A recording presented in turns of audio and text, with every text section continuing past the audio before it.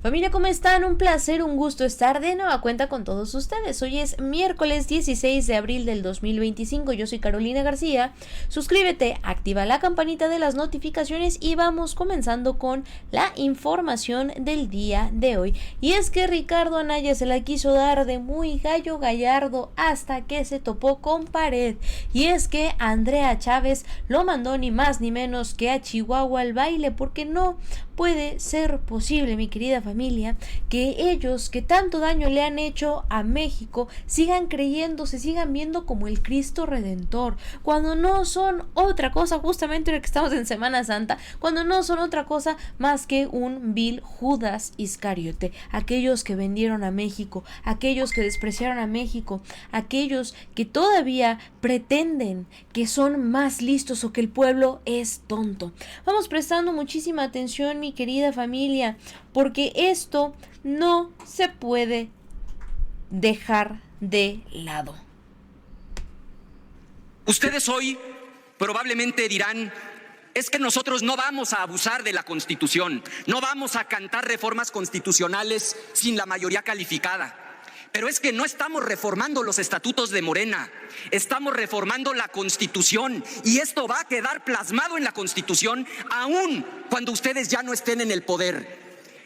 Un año antes de enero de 2019, nadie creía que un tipo como Bolsonaro podía llegar a la presidencia de Brasil.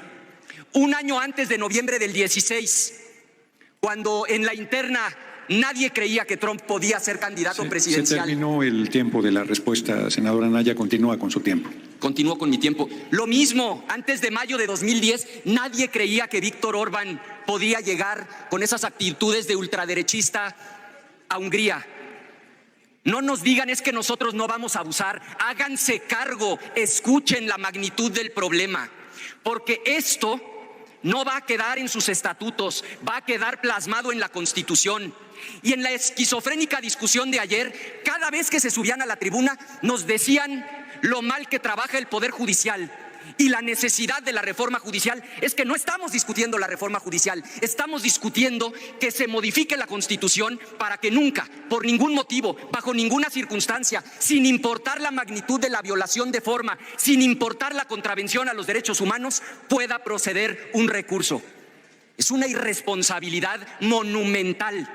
Están anulando la posibilidad de que exista un tribunal constitucional. Entiendo que están cegados por su pleito con el Poder Judicial, pero México no se merece que lo metan en este pleito y que sea el país el que termine pagando los platos rotos. Ojalá recapaciten. Es cuanto, presidente. Gracias, presidente. Pues allí está muy él puesto, muy planchado, diciendo que Morena, que la cuarta transformación se va a llevar al Poder Judicial entre las patas y que nos van a hacer mucho daño a las y los mexicanos. A ver, no se nos puede olvidar, familia, que el daño al pueblo de México se hace con los mentados sabadazos. Se hace con todas esas veces que de repente el juez dice, no, se me hace que este señor que vende estupefacientes, que privó de su libertad a un montón de personas, que cometió un montón de delitos, se me hace que no es culpable. Mejor, pues vámonos liberando. Ya dio su moche, ya pagó su cuota, pues hay que liberarlo. Eso es lo que por años le ha hecho daño al pueblo de México. Eso es lo que por años no ha permitido que nuestro pueblo se levante, no ha permitido que haya justicia verdadera en nuestra nación. Y es justamente eso lo que hace que las y los mexicanos estemos hartos. Con el permiso del pueblo de México, gracias, a diferencia de otros, a nosotras y nosotros sí nos eligieron. Así es, querida senadora. Quiero iniciar desmintiendo un par de mentiras que he escuchado recurrentemente en las discusiones de las comisiones, aquí en tribuna, en el salón de sesiones, en los medios de comunicación, en los espacios de debate, en las mesas de análisis, en las entrevistas que dan los senadores de oposición. Empecemos por el tema de la mayoría calificada ficticia, de la falsa mayoría calificada que en este momento nos reviste a los integrantes del movimiento de la Cuarta Transformación. Acepten prianistas, que les ganamos con sus reglas el pasado 2 de junio. ¿Qué digo? Les ganamos. Arrasamos el pasado 2 de junio en las urnas. 36 millones de votos obtuvo la doctora Claudia Sheinbaum Pardo. Les ganamos en estados que ustedes aún gobiernan. Les ganamos Chihuahua, les ganamos Coahuila, les ganamos Jalisco, les ganamos Querétaro. ¿Les suena? Les ganamos Durango. Vaya, les metimos una arrastrada con sus reglas. Y ustedes de pronto dicen, ya no me gustaron las reglas. Pero parece que se les olvida que fue el propio Andrés Manuel López Obrador quien les tendió la mano y les propuso una reforma político-electoral para eliminar las figuras de las plurinominales y que no existiera esta repartición que se da en el Tribunal Electoral del Poder Judicial de la Federación y en el Consejo General del INE, y que dijeron ustedes no, porque nos encontramos en huelga o en flojera legislativa. Aquí dicen que no contamos con el mandato popular, que porque el 54% del pueblo de México votó por nosotros y el 46% votó por ustedes. Parece que no han visto las encuestas sobre la reforma al Poder Judicial. Fíjense que dice una encuesta de ENCO, le pregunta al pueblo de México, ¿cómo cree usted que deben ser electos los ministros de la Suprema Corte? El 75% dice que por la vía democrática. Otra pregunta que hace esta encuesta, si tuviera usted la oportunidad de votar para que se llevara a cabo la reforma al Poder Judicial, ¿usted votaría a favor o en contra? ¿Y qué dice el pueblo de México? 82% a favor de esta reforma al Poder Judicial. ¿Qué quiere decir esto? Que mucha más gente de la que votó incluso por nosotras y por nosotros está a favor de esta reforma al Poder Judicial. A eso nos referimos cuando hablamos de que el pueblo de México está con esta reforma, que está con estas modificaciones, que está con este proceso deliberativo y que estará a favor de la votación que aquí habremos de entregar en un par de horas. Esa es la segunda mentira que queda desmentida. La tercera lo puse en grandote porque parece que de plano no lo entienden, no lo ven, no lo escuchan. Con gusto se los vuelvo a leer. El artículo 61, fracción primera de la Ley de Amparo establece que el juicio de amparo es improcedente con tradiciones o reformas a la Constitución Política de los Estados Unidos Mexicanos. ¿Qué estamos haciendo con esta reforma? Vamos a elevar esto a rango constitucional. ¿Por qué no nos pueden entregar un ejemplo? Uno solo, de un juicio de amparo con el cual se haya logrado la declaratoria de inconstitucionalidad de una reforma constitucional, porque Chávez, simplemente no lo hay. Adelante, presidente. Senadora Chavira, ¿con qué objeto? Darle a la oradora si me acepta una pregunta. Le preguntamos, senadora Chávez, si acepta una pregunta. Adelante, senadora Chavira. Sí, gracias, senadora. Observamos ese mastodonte que pusieron allá.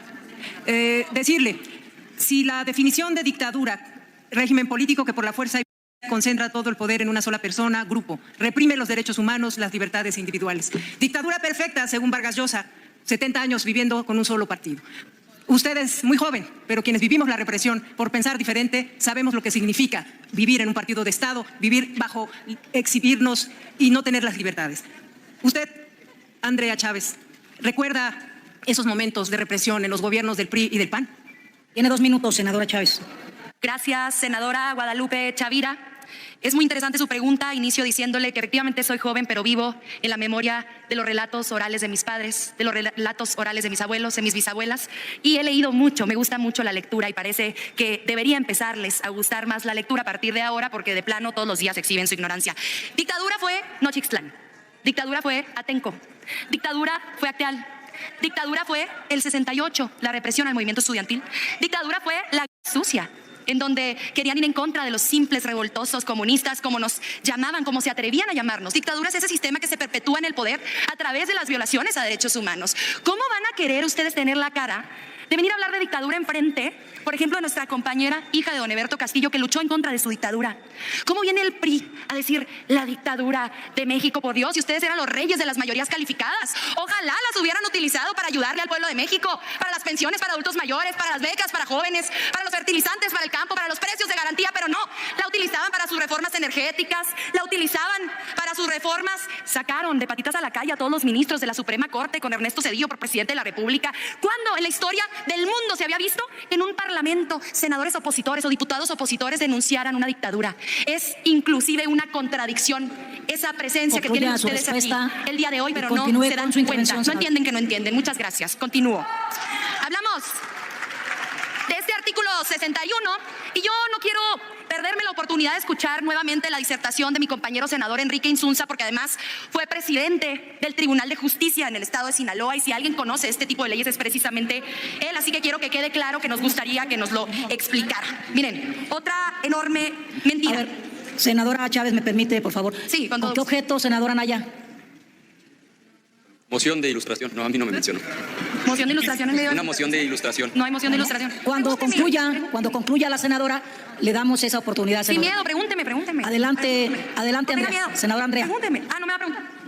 Es enseguida, por favor. Continúe. Miren, nosotras y nosotros estamos defendiendo aquí nuestra facultad, nuestra competencia. El día de ayer yo decía, si los jueces, si los magistrados, si los ¿Me ministros... permite de nuevo, senadora? Con todo gusto. Senador Insunza, ¿con qué objeto?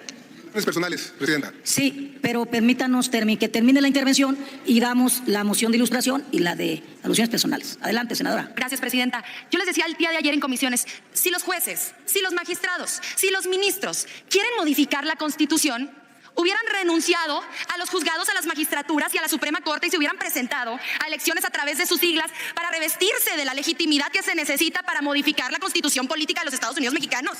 Pero yo pienso ahora, es peor lo que están haciendo ustedes el día de hoy porque están renunciando a la facultad y a la competencia que les otorga la Constitución política de los Estados Unidos mexicanos como poder constituyente permanente, como poder reformador. Entonces yo no solo les pido a los jueces, a los magistrados y a los ministros que renuncien para modificar la Constitución, también les pido a ustedes que si de plano dicen nosotros no tenemos facultades, pues renuncien aquí.